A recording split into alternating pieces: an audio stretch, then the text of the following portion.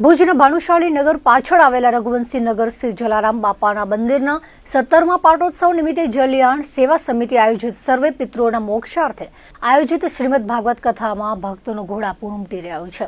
કથાના આજે અંતિમ દિવસે વક્તા દ્વારા સુંદર શૈલીમાં ભક્તોની કથાનું રસપાન કરાવાયું હતું।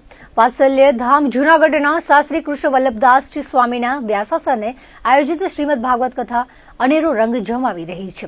21 નવેમ્બરે કથાનો પ્રારંભ થયો હતો। કથા દરમિયાન શ્રી રામકૃષ્ણ જન્મોત્સવ, નંદ મહોત્સવ, માખણ લીલા, આનંદો ગરબો, વેણુનાદ, રાસોત્સવ, ગોવર્ધન લીલા સહિતના ધાર્મિક કાર્યક્રમોની ધામધૂમથી ઉજવણી કરવામાં આવી હતી।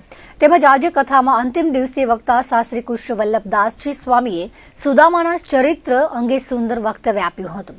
રૂક્ષ્મણી વિવાહની ધામધૂમથી ઉજવણી કરવામાં આવી હતી।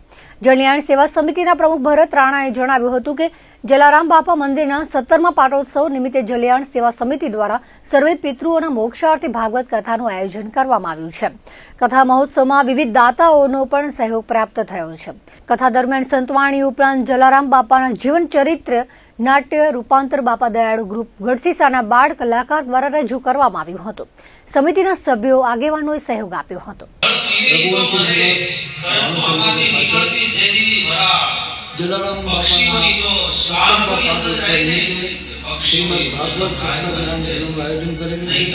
आज छठा दिवस में प्रवेश गई काले धामधूम से सर्व भक्तों साथ मળી કૃષ્ણ જન્મની ઉજવણી કરી।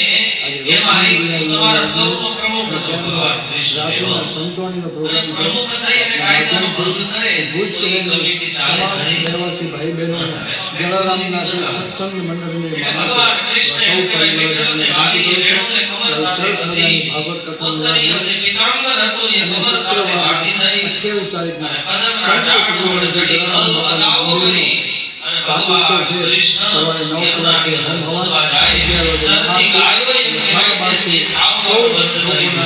સુધી મહાપ્રસાદ સમસ્ત